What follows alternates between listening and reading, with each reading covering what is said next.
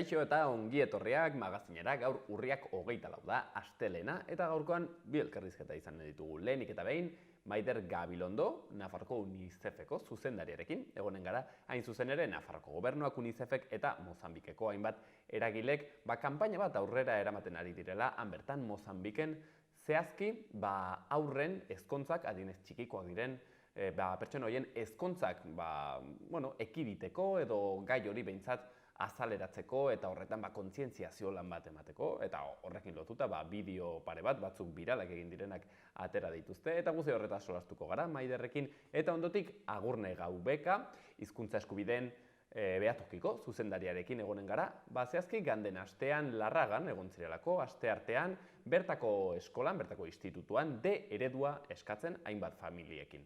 Guzti horretaz solasteko, bi pertsona hauekin egonen gara, baina lehenik eta behin, betiko dukiekin hasiko gara. Hasteko, efemerideak. 1917ko urriaren 24ean, Errusian komite iraultzaile boltxebikea sortu zen Leninen gidaritzapean. 1929an, Ostegun Beltza, New Yorkeko burtsako crasha hasi zen eta segidan etorriko zen depresio handia. 1948an Nazio Batuen gutuna berretsi zuten Ameriketako Estatu Batuek, Sobietar Errepublika Sozialisten Batasunak, Erresuma Batuak, Frantziak eta Txinako Herri Errepublikak Nazio Batuen erakundea sortu zen horrela. Eta 1957an, bi urte beranduago, Estatu Batuetan Walt Disneyek Estatu Batuarren aurkako ekintzen batzordean aurrean testifikatu zuen ustezko langile komunistak salatuz. Eta 2008ko urriaren 24ean Rosa Parks eskubide zibilenet alde borrokatu zuen Estatu Batuarra hil zen. Ea zer dagoen aste honetako agenda kulturalean. Gaur astelena Xaloa Telebistaren 25. urteurrena ospatzeko antolatutako hitzaldi zikloen barruan, Mikel Galar Idoatek gidatutako adimen artifizialak kreatiboak izan daitezke, hitzaldia eskainiko du Katakraken 7:00. Bihar asteartean eleaniztasunerako lehenengo urratsetan Bidelagun, 4:30 ikastaroa Artikako Udal Haurreskolan. Baita ere, lettering saioa Uarte plazaldean 6:00.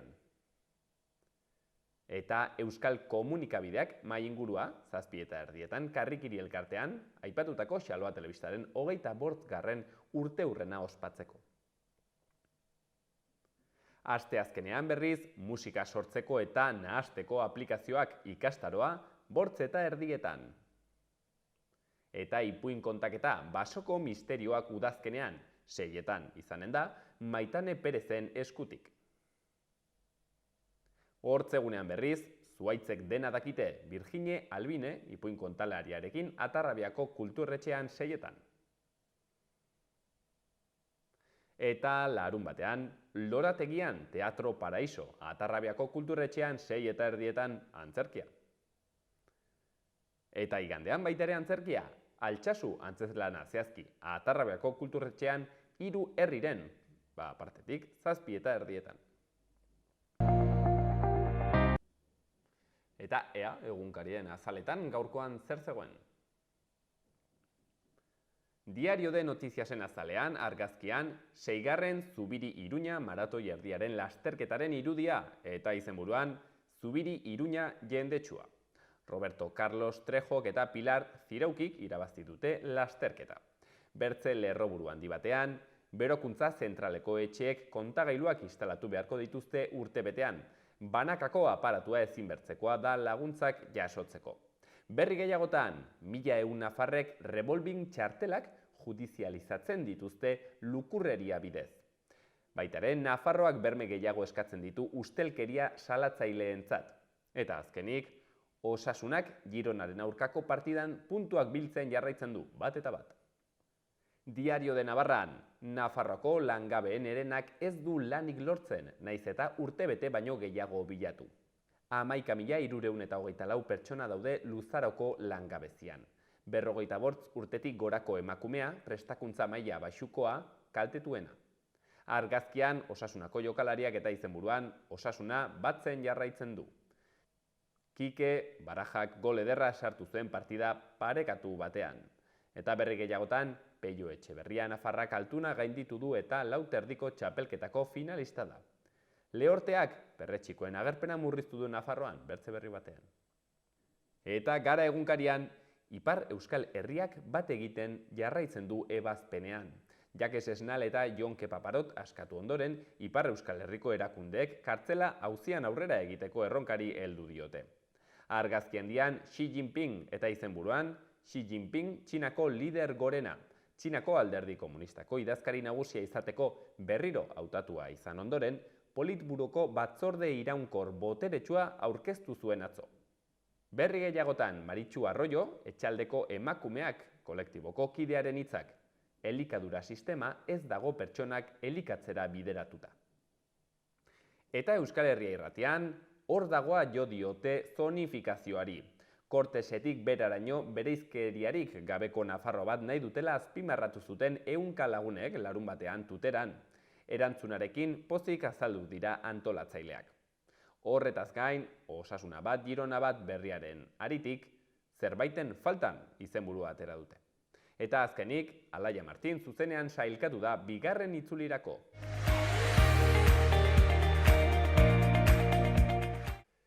Gaurko eta biharko eguraldia.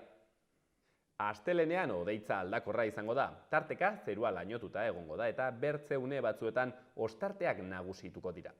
Batez ere erdi mailako hodeiak eta goi hodeiak agertuko dira eta ziurrenik ateri eutsiko dio. Hego mendebaldeko haizeak indarra galduko du, hala ere, oraindik bolada gogorrekin ibil daiteke eta enbarazu egin dezake. Arratsaldearen erditik aurrera nabarmen ahulduko da. Temperatura apur bat jaitsiko da, baina giro epelak jarraipena izango du. Beroenak 25 gradu ingurukoak izango dira. Eta asteartean, bertze egun batez, hego haizea eta bero izango ditugu hizpide. Erdimelako hodeiak eta goi hodeiak agertuko dira, goizean hodeitza trinkoagoa izango da eta egunaren amaieran desegitera egingo du. Arratsaldean hegoaldeko haizeak hego mendebaldera egingo du eta indartuz joango da. Ufada gogorrekin ibiliko da bereziki mendebaldean. Temperatura igo egingo da, Kantauri isurialdean bereziki, eta bertako maksimoak 30 gradura gerturatuko dira.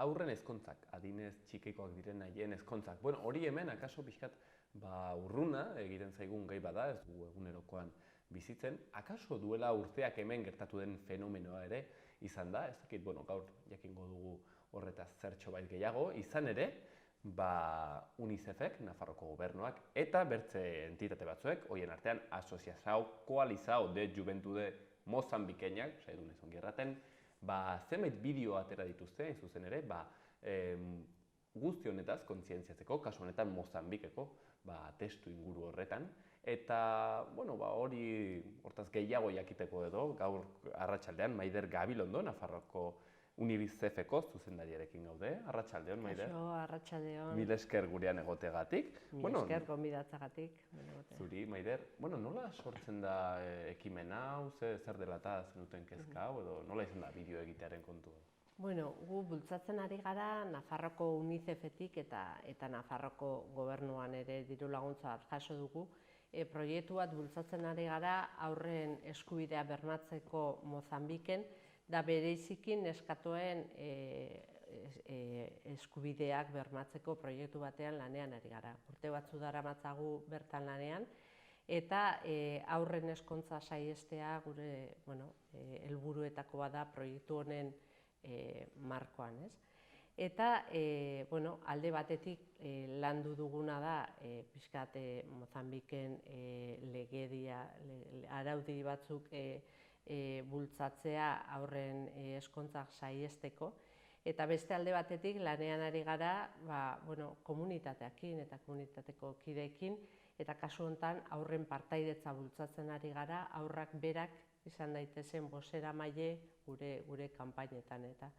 Eta beraien ideia izan zen alde batetik bideo bat egitea, beste alde batetik mural bat ere marraztu zuten, grafiti mural bat egin zuten bertako gazte artista batzuk. Mozambiken. Mozambiken. Eta azken lana pasadikutena bideo izan da, ez? Eta bideo hau birala egin da, bai bertan abeslariak oso famatua dira bertan Mozambiken, eta nazioartean ere,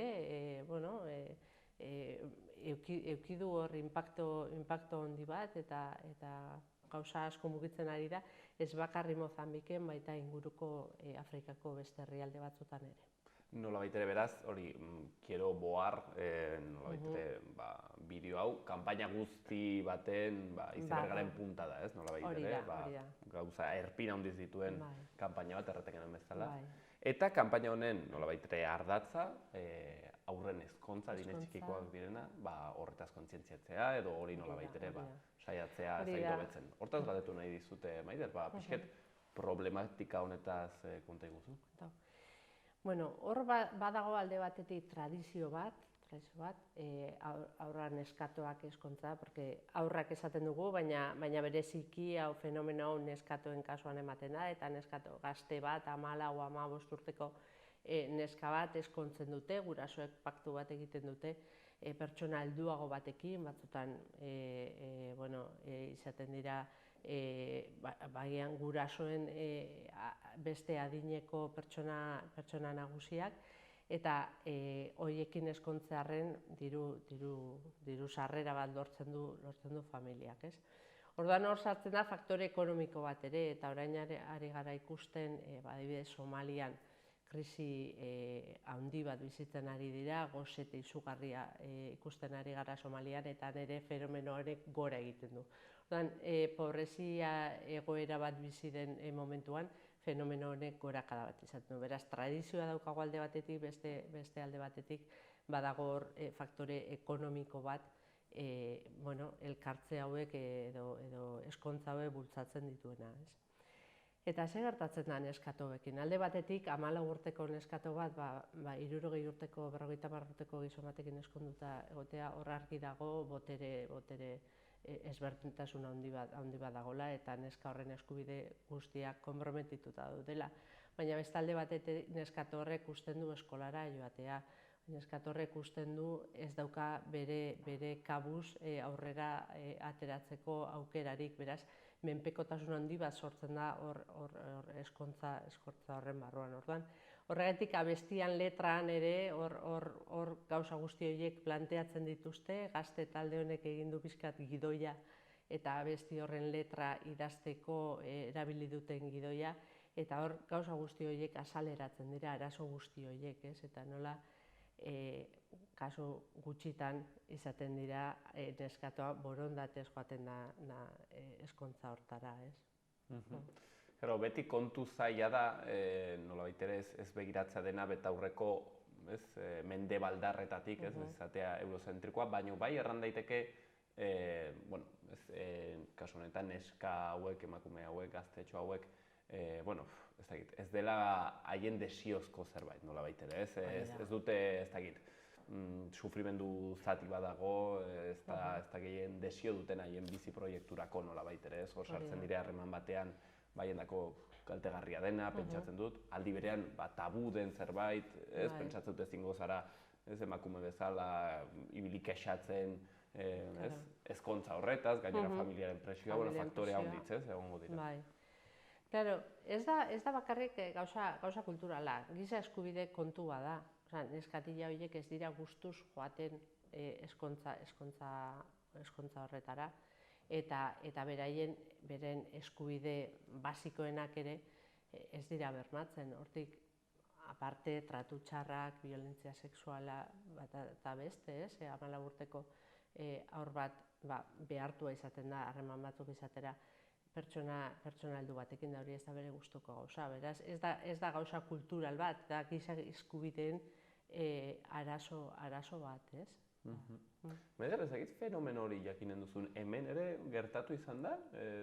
Duela urteak, duela... Bueno, esan dute lehen gertatzen zirela horrelakoak, eta hemen batzutan baserrietan ere horrelakoa sortatu izan direla, eta hor badaukagu txirritaren bertso batzuk ere badira horrelako kontuak azaltzen dituztenak, nola nagusiarekin eskondu den neskato bat, eta horrelako kontua beraz, hemen ere horrelako gauzak eman dira. Eta kasu guztietan, bai Yemen eta bai Afrikan eta bai Hego Amerikan ere ikusi dugu eta Asian horrelako eskontza goiztiarrak ematen diren tokietan, beti badago hor faktore ekonomikoa da desoreka ekonomiko bat bi parteen artean, ez? Ez da, beraz,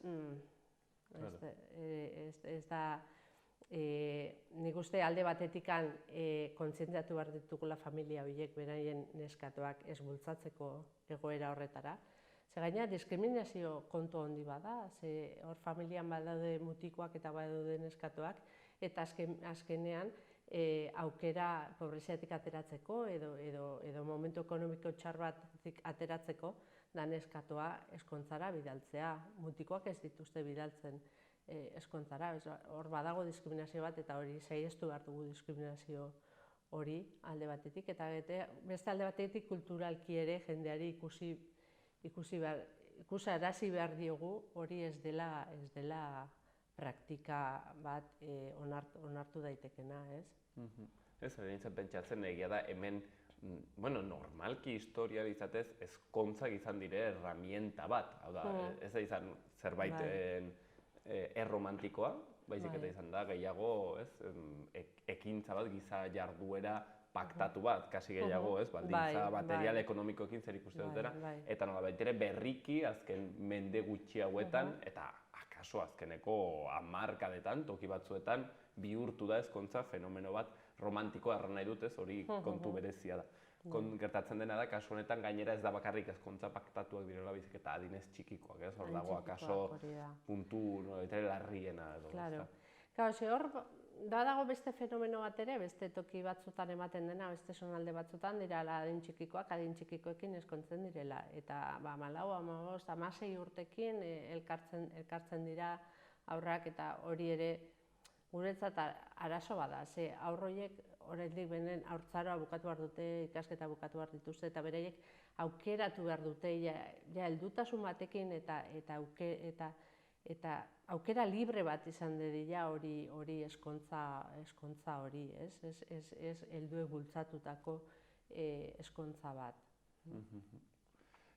Hor, galdera bat, ez dakit, karo, adinez txikikoa, jartzen dugu hemen 18 urtetan, eta pentsatut hori giza eskubideen, segurazki ez, eskutitz horretan kartan dagoela jasoa, baina, karo, hori ere, erran nahi dut, zifra arbitrario bat da, ez, egin batean erran nahi dut, konstrukzio bat da, ez, 18 urte zergatik ez 16, eta galdetu nahi nizun, horrek ez alduen pixket eurozentrismotik puntu bat edo, ez, como zergatik 18 urte referentzia hori. Ez, badaude, horrezaten du 18 urtera arte, adin txikikoa zarela, baizik ez bada lehenago emanzipatzen, eta, legediaren arabera, gainera, eskontzan bitartez, zu emanzipatzen zara eta nagusi bihurtzen zara, ez.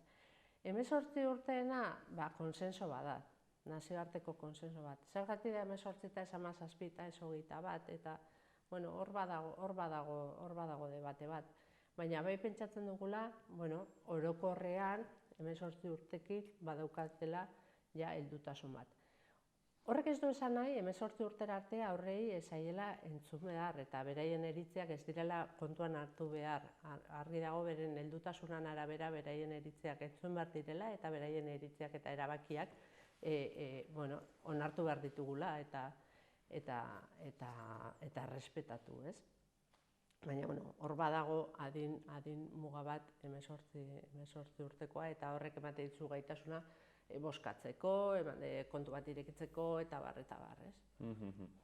Maider, hor dagoen bertze kontu batzuk azpimarratu zuna, ez? Azkenean da, prekarietate batena, pobrezia ekonomiko batena, eta pixket horrek ere bultzatzen duela, tradizio batekin lotua.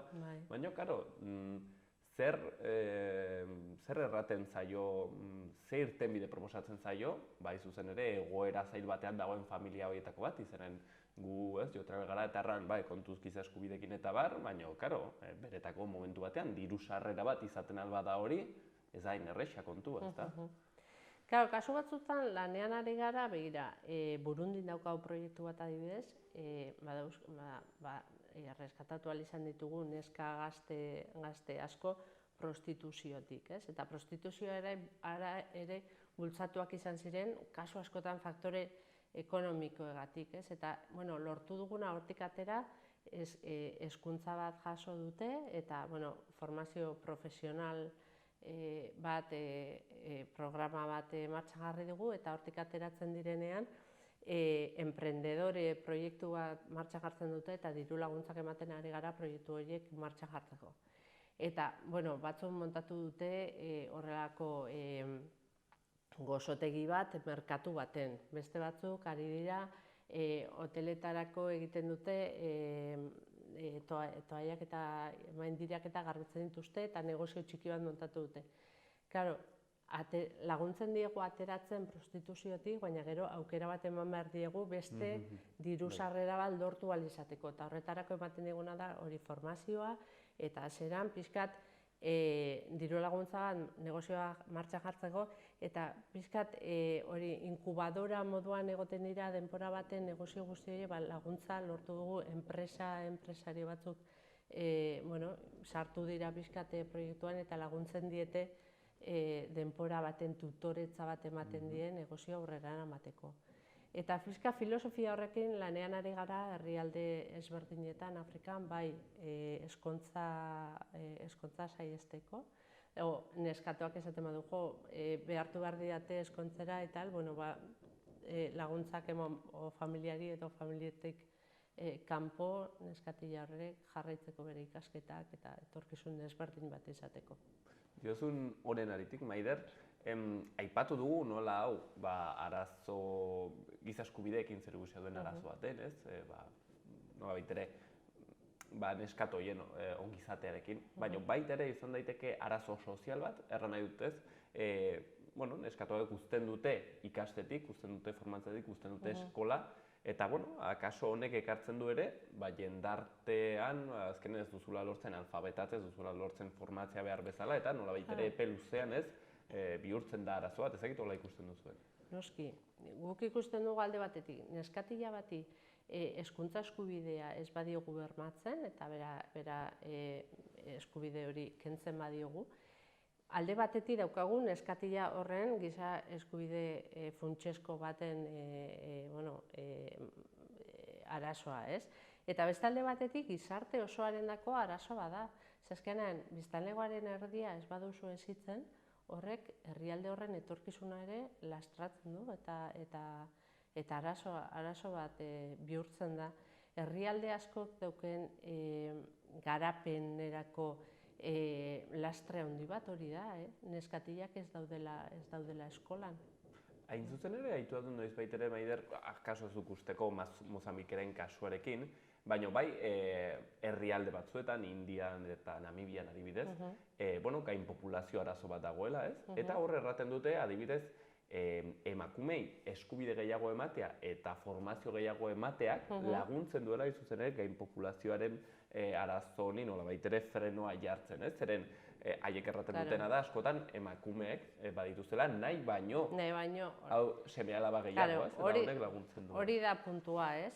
Alde batetik daukagu neskatila pilo bat, hori 14-15 urtekin eskontzen direnak eta ja 16 urtekin aurra dituztenak, eta ez nahi dituztelako dituzten aurrak. Eta horiek, beraien ziklo guztian, eukiditzazkete, Ginean komentatzen ziren Andra batek.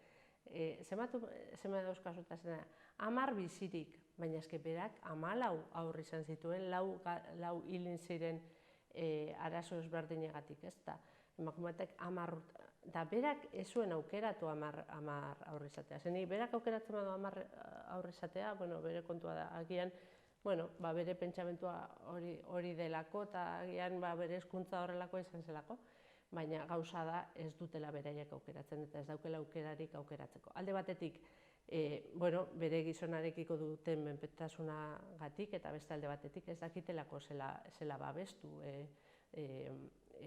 haurdunaldietatik, ez? Edo ez dutelako akzesorik bueno, haurdunaldiak eragozteko. Eta hor lan egin behar dugu, eta lortzen badugu, eta, bueno, estatistika diote neskatila batek bigarren hezkuntzaraino iristen bada, haurrak goiz izateko eta haur kopuru handi bat izateko probabilidadea jaitsi egiten dela, ez? Badakigulako ja, bueno, bigarren hezkuntzara arte iritsi bada, eta ja badaukalako kapazitate bat berak erabakitzeko, eta berak bere erabakiak hartu ahal izateko, ez? Hain zuzen ere, justo bertzaldetik horrek mendebaldean ekarri duela nolabaiteko arazo bat, ez? Zeren aurrak izateko tasa jaitsi da handiz nolabait ere, eta gizartea zahartzen ari da, ez? Bertze punta nolabait ere. Bueno, baina nik esango nuke hemen ere gertatzen den fenomeno bat dela, bueno, mundu guztiak ez ditula izaten nahi dituen bezain beste haur, edo bere ekonomiak, edo bere egoerak, usten dion beste seme alaba, ez? Bueno, etxe bizitza lortzeko arazoa baldin badaude, prekaritatea lanpostuetan, eta bar, pareja asko atzeratzen joaten dira aurrak izateko, ez dute momentu ikusten, edo ez dute ikusten gai direnik ekonomikoki mantentzeko haur bat edo bi edo. Maider, akaso hau ja urrun joatea da, gure aritik, baina aipatu dugu ez, nola emakume horrek adioz bazituen, bueno, segurazki ere berak nahiko zituena, baina aur gehiago, baina karo horrek ere izaten du norbait ere, nolabait zer ikusia egoera ekonomiko horrekin ez, eta badago ezakit ustea edo beharra, hor dago zalantza, karo, momentu batean, pobrezia egoeran dagoen familia batek, akaso aur gehiago baldin baditu, bueno, hor eskulan gehiago ere lortzen aldu, familia gehiago ere mantentzeko, baina ni ez dakit hori nola den, ez? Aldi berean entzuna dut, noizbaiteren Namibiako gobernuko kidei edo erraten, bueno, horrek sortzen duela gero peluzean arazo bat, zerren gain populazio bat dago, eta beraz ez da lortzen inoiz, nolabaitere garapena eta zerbitzuak iristea, jende guzi horren nolabaitere bizitza duinak bermatzeko, ez? Claro, hor, baina bi ekonomikoki bi eszenario ezberdin dira. Alde batetik, familia bate baldin badauka bere etxea eta lurra, nahi ditu seme gehiago izan, lur hori landu ahal izateko eta horrela aurrera ateratzeko beren negozioa. Eta horre bai nahi dituzte aur gehiago, beren egoera hobetzeko, ze horrela ez dute kontratatu behar kanpoko langilerik, eta hor ikusten da familia garapen ekonomiko bat lortzen duela aur gehiago izaterekin. Baina pobrezia egoeran dauden familiak, ez daukatenak lurrik eta ez daukatenek etxerik, horientzako aur bat gehiago da arazo bat gehiago, da aur bat gehiago janaria behar duena, aur bat gehiago gaixotzen dena eta berantzako sendagaiak behar dituztenak, eta nik Ginean ezagutu nuen emakume honek, bera aukeratu behar izan zuen aur bati malariaren aurkako tratamentua eman, edo aur hori tratamentu hori bare utzi eta diru hori erabili beste 9 seme alabei jaten emateko. Eta horregatik komentatu zidan, berak 10 aur zeuskala bizirik, mutiko hori 2., 3. aldiz jarri zela gaixori malariagatik, eta ezin zuela diru guzti hori inbertitu sendagaiak erosten jarri zitezkean, Beraz, erraten zenuena, ez? Bai izaten aldu zentzu puramente ekonomiko bat, ez? Horretara mugatzen, bai ja baliabide batzu dituzten pertsonendako, baina pobrezia egoera sakonenean dauden haiendako, ez? Haiendako izaten da arazo bat eta kondena bat.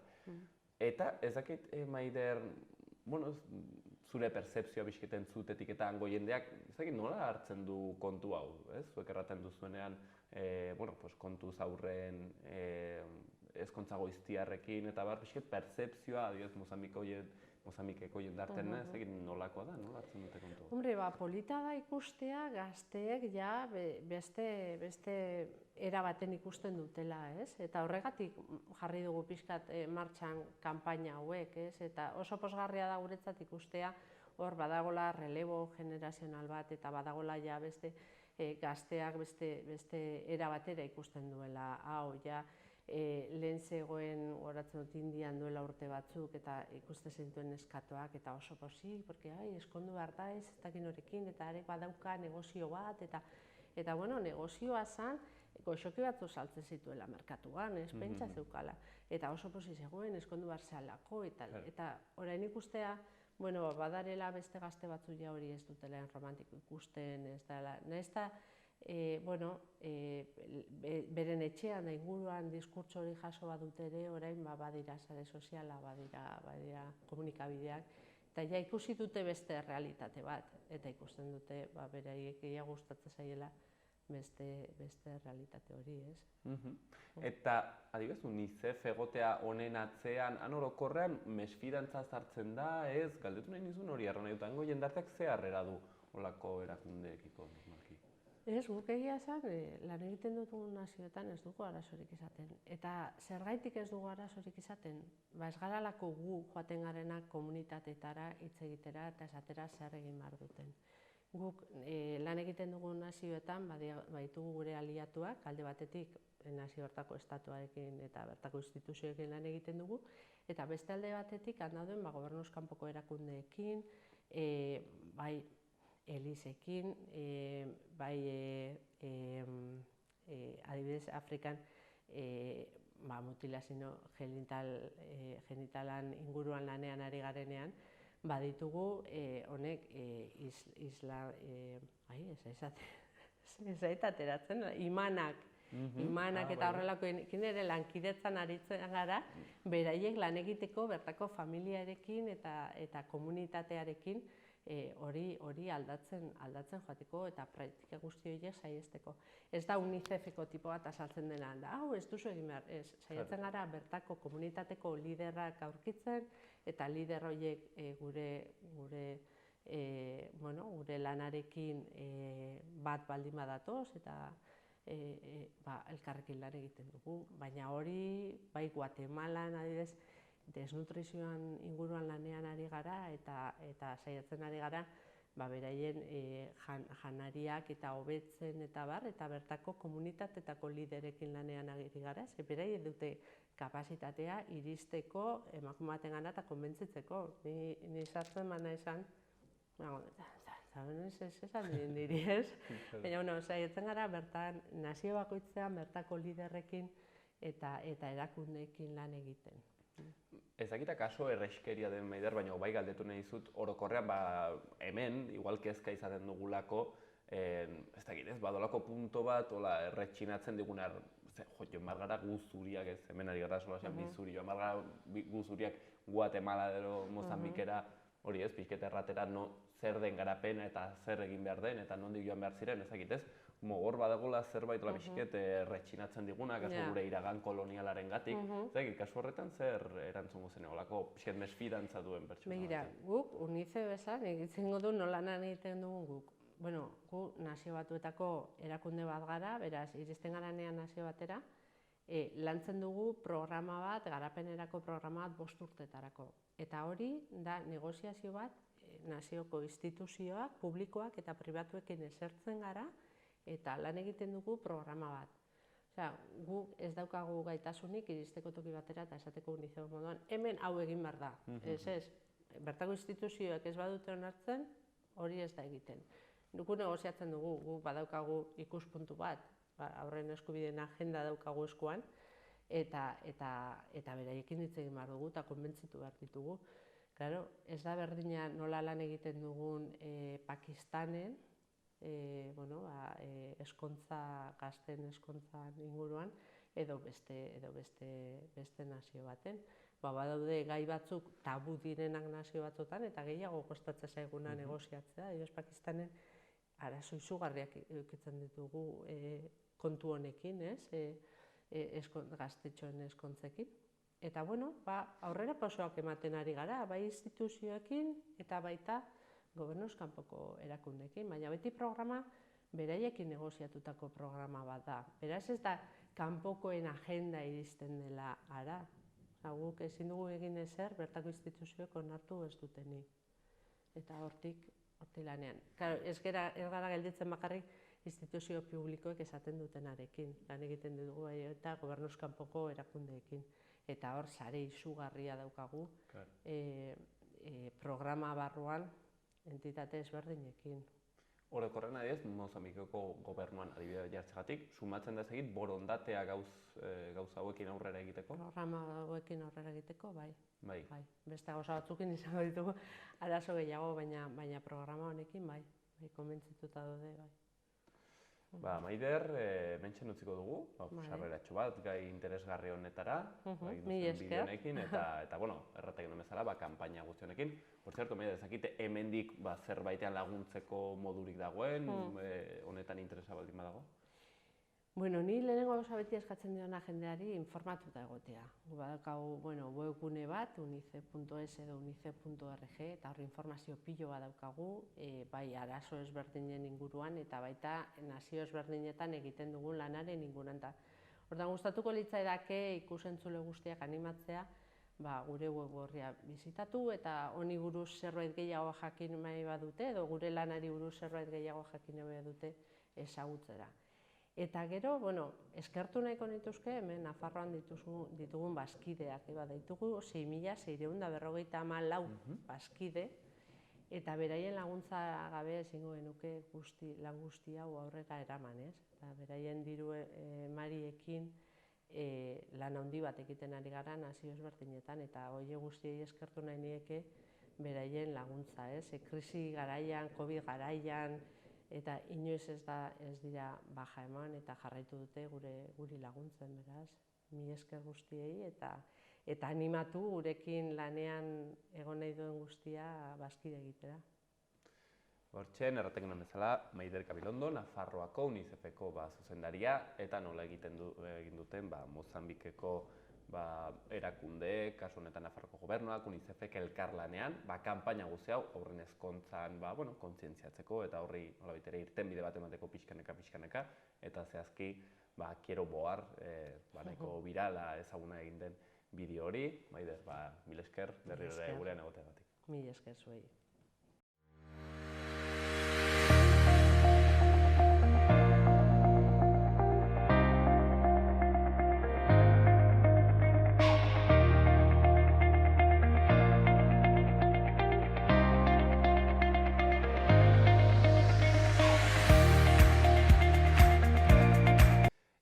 Iruñako udalean berriz, ze berri ditugu?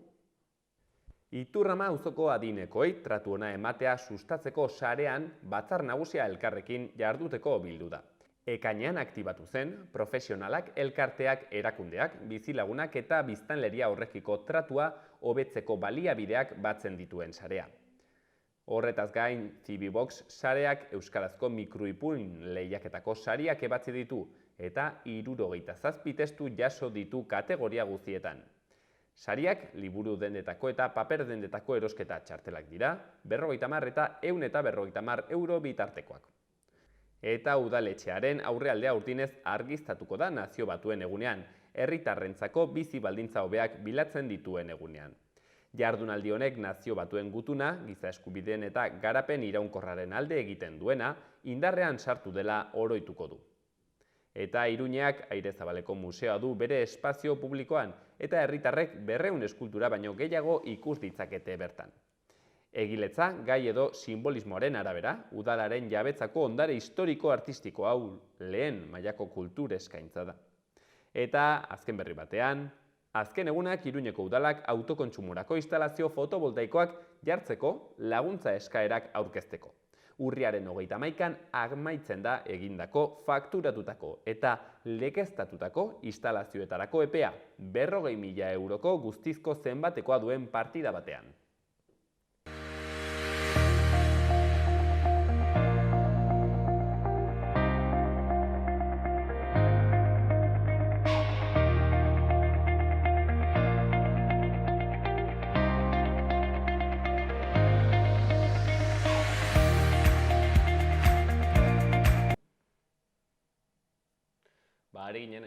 ere kamaratik kanpo solasean euskal komunitateak zenbat gauza egiten ditugun, Kike Amunarrizak erraten omen zuen pixka zoroak gaudela, eta, bueno, hola ibiltzen gara, gora eta bera asteburu honetan ere, bertze 11 gauza den, hor dagoko manifestazio herri gorak ere auzola nabazuen, baztanen finalerdiak bertxoetan, bueno, 1001 gauz, eta hola, etorri zaigu, Argurne Gaubeka, hizkuntza eskubideen behatokiko koordinatzailea, langilea, pixka nekatuta, ez, Agurne? Bai, baina, bueno, motivatuak ere gaude, gerra asko ematen digute, bai, baina euskaldunok beti gaude hor gerrarako prest, bai. Eta balio du, errateko hor gerran egotea, txak, trintxeraz trintxera.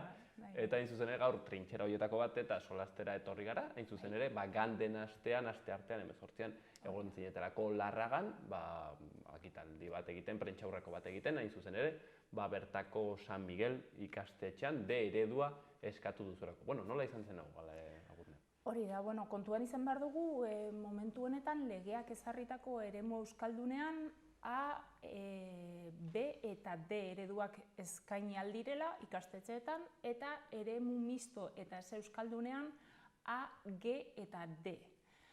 Kasu honetan, Larragako San Miguel ikastetxean A eta G ereduak bakarrik eskaintzen dira. D eredurik ez dago. G eredua nola da? Agurne, merezi du horretaraztea? G ereduan ez da euskararik, ez da irakasgai bezala ematen. Ez dute euskararik ikutzen, eta A ereduan dena gaztelaniaz ematen dute, baina euskara irakasgai bezala dute. Orduan, guk esaten duguna da, momentu honetan hezkuntza publikoan euskararen irakaskuntza egokia bermatzen duen modelo edo eredu bakarra D eredua da. Kasu honetan, Larragan ez dute D eredu hori, eta beraz, Larragako familiek edo Larragako haurrek euskaraz ikasi nahi badute, kasu honetan, Tafallako Marqués de la Real Defensa dute referentzia zentroa. Beraz, kontuan izan behar dugu gainera, Larraga bera herri txikia da, baino hainbat familia joan izan dira azken urteetan Tafallara euskaraz ikastera, beraien haurrak bideratu dituzte Tafallara.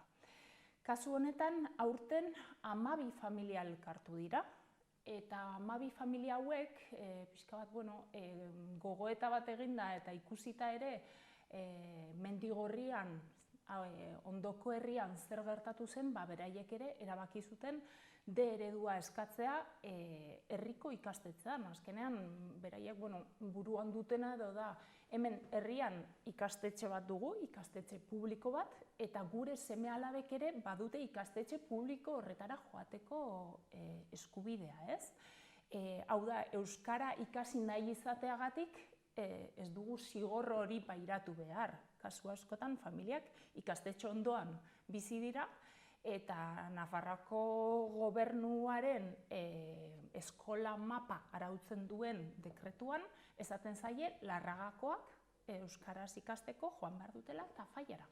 Ondoan ikastetxe bat izan arren, ez? Beraz, hori prentsaurreko bat egin genuen, 12 familia hau ez gain eta haur txikitxo ez gain, herriko hainbat eragiletako eta herritarrak beraiek ere parte hartu zuten prentsaurreko honetan, guk esaten duguna delako, hau ez dela familia batzuen kontua edo ez dela herriko pertsona batzuen kapritxoa, ez? Azkenean, herri bat badela horratzean, eta herritik harago ere Nafarroako hainbat eremutan gertatzen den egoera berdina dela, eta hori aldarrikatu nahi genuen, ez? Ez dela, euskara ikastea ez dela kapritxo bat, eskubide bat beharko lukeela, Nafarroa osoan berdintasunean bermatu beharko litzatekela, eta kasu honetan familia hauek nolabaiteko injustizia pairatzen ari direla, ez? Agurne honek badu, erabat ikusteko zonifikazioaren kontu horrekin. Hori, pixken dola lotzen da aipatu duzun eskolen mapa honekin. Hau da, erran dut, zona eremu ez euskaldunean dauden herri horiek ez dute derrigorrezko eskaintza D eredua, baino badute aukera, nola da kontu hau? Bai, kontua da duela urte batzuk, gogoratu behar dugu, Nafarroako gobernuak bai erabaki zuen eremu misto eta ez euskaldunean D ereduak irekitzeko aukera zabaltzea, baina pixka bat, legeak airean uzten du irekiera horiek nola eman, ez? Araudiak aipatzen du eskaera bat egon behar dela. Claro, eskaera hori printzipioz gutxienez 8 haurretako eskaera da. Kasu honetan Larragan adibidez, 8 horiek errez gainditzen dituzte, 12 familia dira, baina ez duena esaten da eskaera egiten denetik zein epetan irekitzen den eredu hori. Orduan, zer pasatzen da? Kasu honetan familia hauek egin zituzten, 10 familik eskaerak egin zituzten ekainean, eta beste 2 familiak irailean.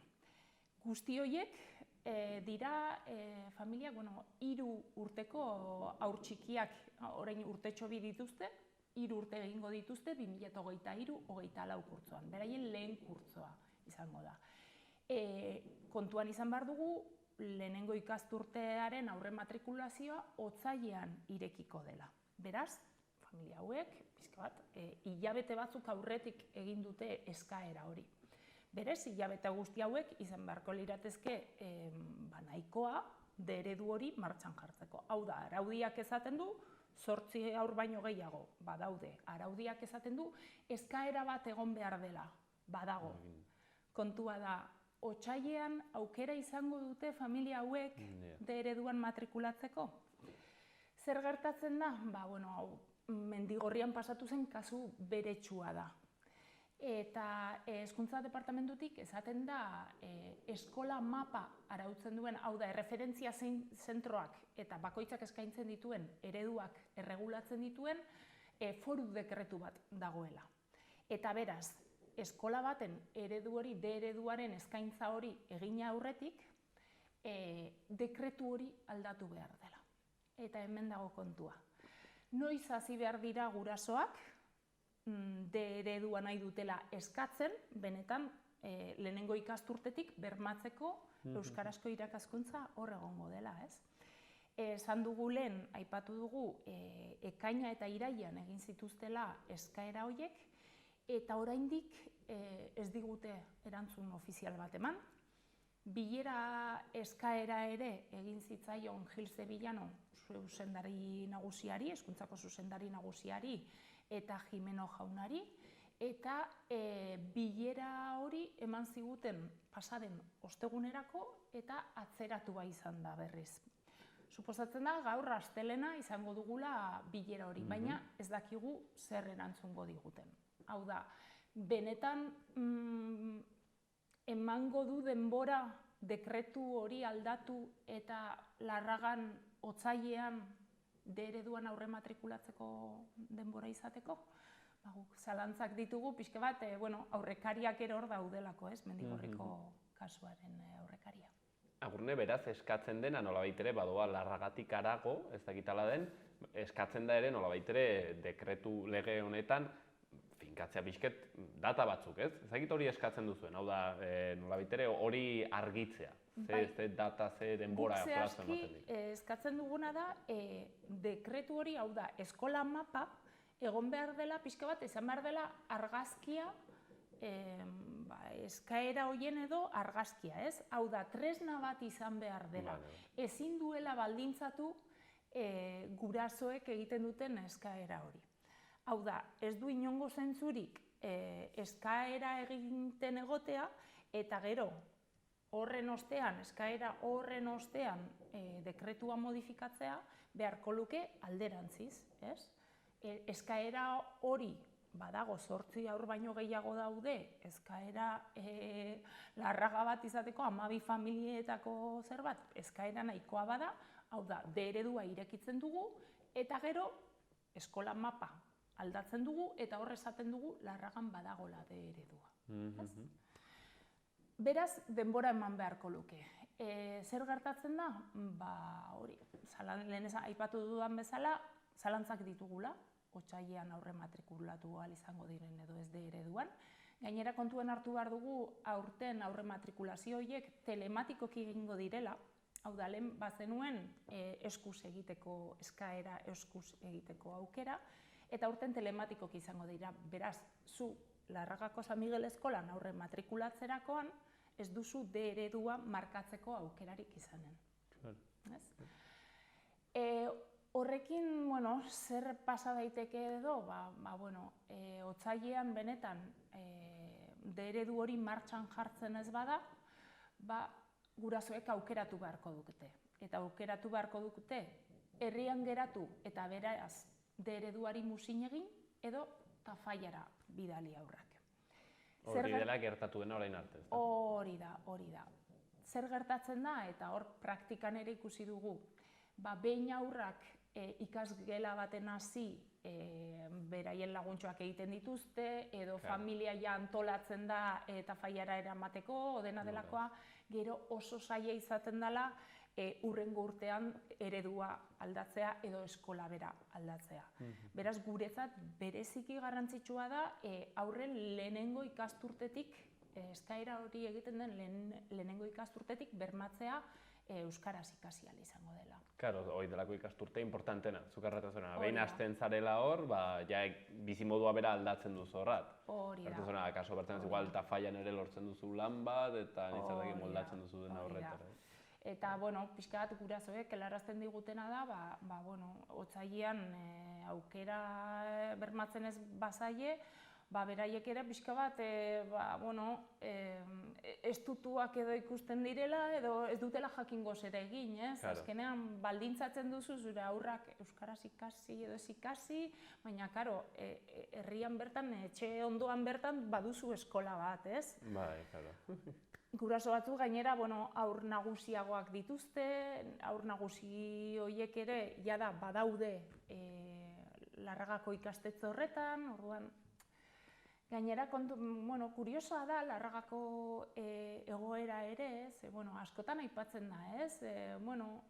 Euskaldunak zarete, euskarazko irakaskuntza nahi duzuenak. Baina, kasu honetan Larragan gainera baditugu familia batzuk, 12 familia horietatik batzuk etorri berriak dira.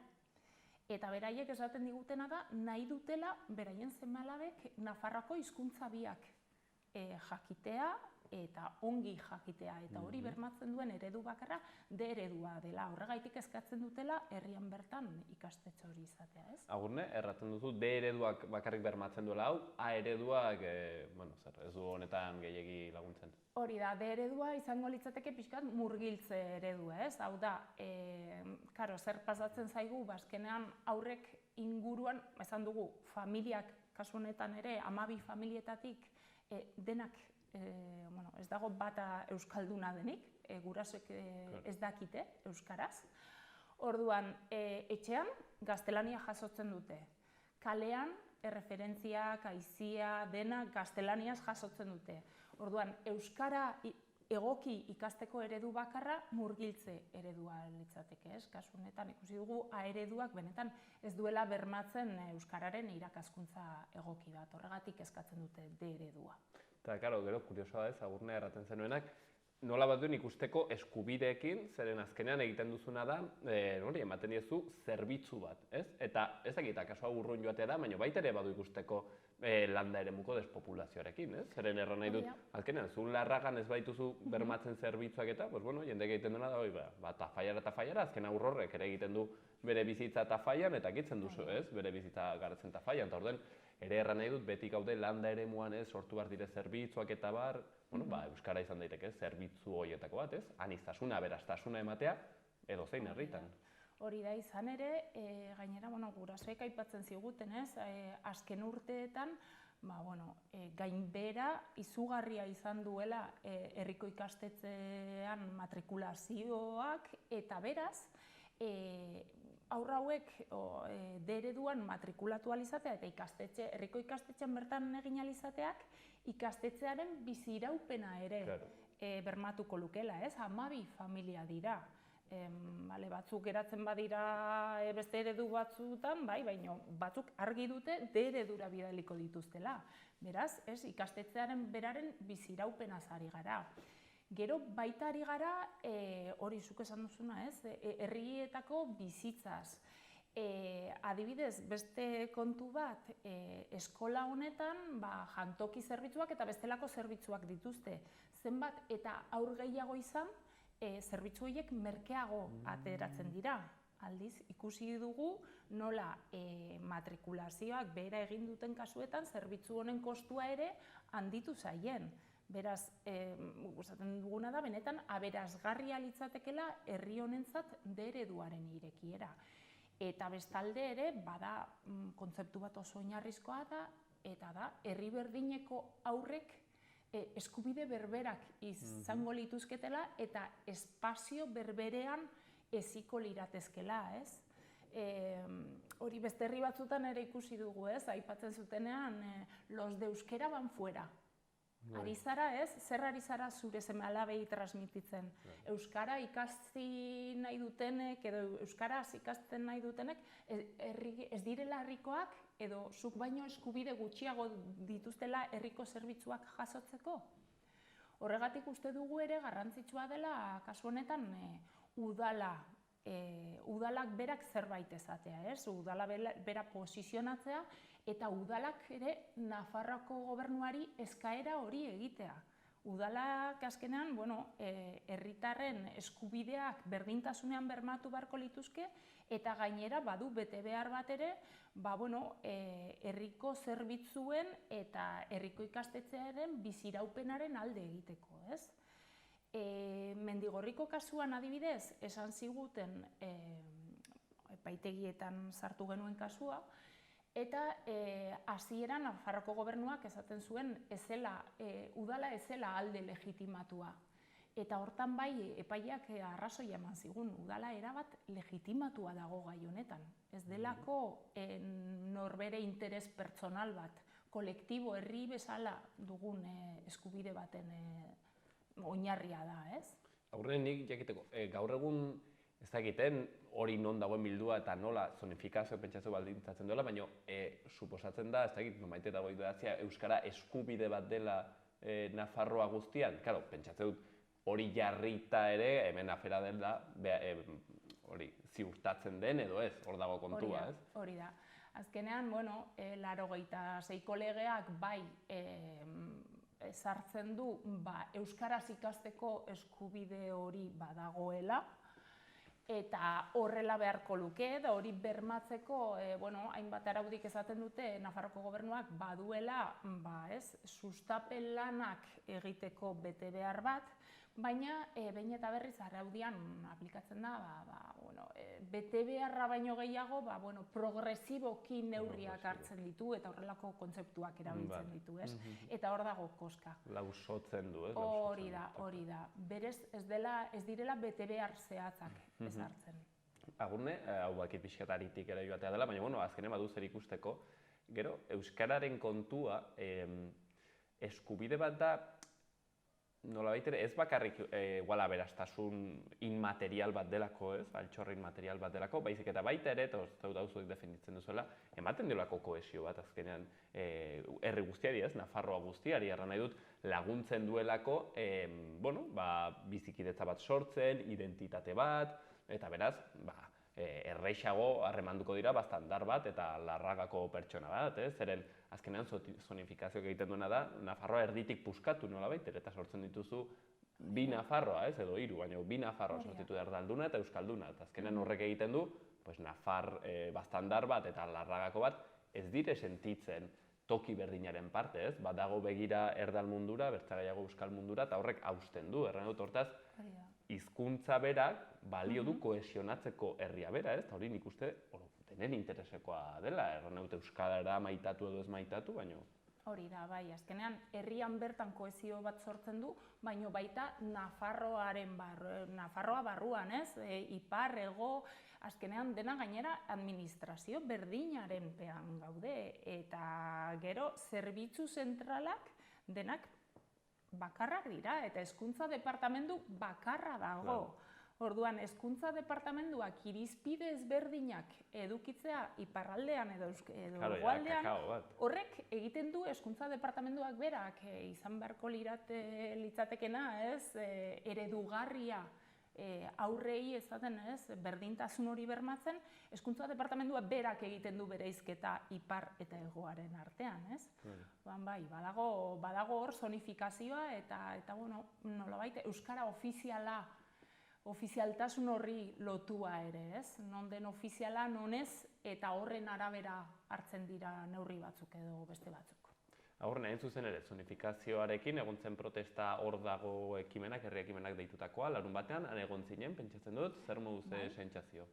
Egia esan oso sentsazio ona, benetan Nafarroako hainbat herri eta tokitatik jende autobusetan jaitsi zen, benetan herri gogo hori erakutsi genuen, eta batez ere erakutsi zen, tuterakoa ere badela euskara, ez? Eta hori oso polita izan zen bai, eta gainera hori ikustea, jende euskaldun asko zeuden, baino baita euskara ez zekiten pertsona asko, baina nahi zuten beraien ilobek, beraien semalabek ikastea euskara, sentitzen dutelako beraiena ere badela, ez? Eta azkenean, zuk esan duzuna, Nafarroa guztiko pertsonen berdintasuna bermatzen duen tresna bat ere badelako hizkuntzarena. Zegita Urne ados egongo zaren erekin, hau sentsazioa, hau dela salto kualitatibo bat, erren nahi dut, ez? Astendean eremu ez euskalduneko jendea, astendenean erraten, aizue, guk ere nahi dugu hau guretzat, ez? Zeren ikuste dut, herriberako zonaldean ez, eta erdiko zonaldean, karo, euskeraren egoera da prekarioa, baina ja ez da bakarrik jendeak, ez? Ez duela ikasten baizik eta inkluso gaizki ikusia dagoela tokia unitzetan, ez? Eta orduan hemen da erratea, ez? Pixket arrotasun paso bat, ez? Erratea, ez euskera maite dugu eta ikasi nahi dugu. Hau sentsazioa, eman dela pauso. Bai, azkenan, alderdi batzutatik edo jende batek bai ikusten du, ez? Egungo argazkia mantendu nahi du, baina egungo argazkia ez da berez sortu. Gaztelaniaren posaketa batetik sortu da, euskara debekatzetik sortu da, orduan bada oso polita ere jendeak egungo egoera pixka bat errebertitu edo hori irauli nahi duela, ez? Eta hori bai garrantzitsua da, eta esan dugun bezala, egoerak eta zapalkuntzak, diskriminazioak ez direlako berez sortzen. Eta egun dugun argazkia betikotzeak esan nahiko luke, hori tuteran jarraitzea beste 10 urte edo beste 20 urte euskaraz bizi ahal izan gabe. Eta hori egoera hori iraultzea ere nolabait justizia soziala egitea ere bada, ez? Eta gero bestalde, badira ahots batzuk non esaten duten, euskara ez dela politizatu behar, euskararena aparte utzi behar dela, edo beraien burua ez dute kontu horretan sartu nahi, edo nik esango nuke azkenean hizkuntzarenean ere inpartzial mantentzeak eta injustizia horiei aurre ez egitea, badela ere nolabait zapalkuntza horiek legitimatzen egotea. Eta jende batek, agian beste eskubide batzuen aurrean bai ikusten du hori, baina hizkuntzarenean ez, ez? Aurne, azkeneko gauzatxo bat, ere ibili zinen asteburuan bakit gora eta bera, eta herrigorako hor kutxak egiten ibili zineten, baita ere gustora. Bai, oso gustora. Benetan ikustea herri bat nola jaikitzen den goizeko 6etan, 7etan, hainbat ordu lan egiteko, doain lan egiteko, baina gero han egon zen giroa, ez? Sortzen den giroa, benetan ikusten duzu, elkartasuna, Euskal Herriko hainbat txokotatik ere jaitsi zen jendea habilitazera lan egitera, ez? Eta hori benetan indarra ematen dizu, eta uste dut aurrerantzean ere elkartasun hori, Euskal Herri osoaren arteko elkartasun hori euskararen alde ikustea, hori txute polita dela bai. Eta gainera bertako produktuekin eta produktu ekologikoekin, beraz, ekimen aski interesgarria, jasangarritasuna, euskara kohesioa biltzen duten ekimen interesgarri hori. Agurne, gaurkoan hemen utziko dugu, ea gaurko bira zer moz joaten den, eta itzinerago, seguro izan den dugula, zer solastu. Hori, hitz egingo dugu, eskerrik asko. Zuri, Agurne.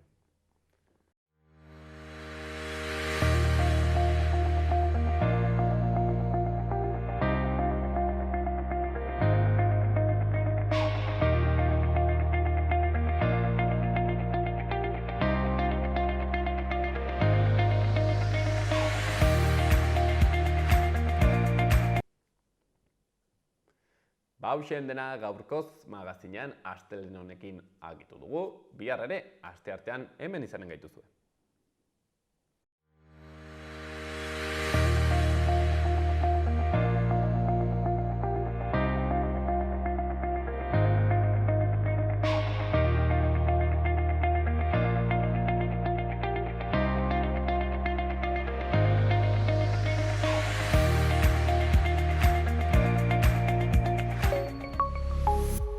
Gobierno de Navarra. Nafarroako gobernua.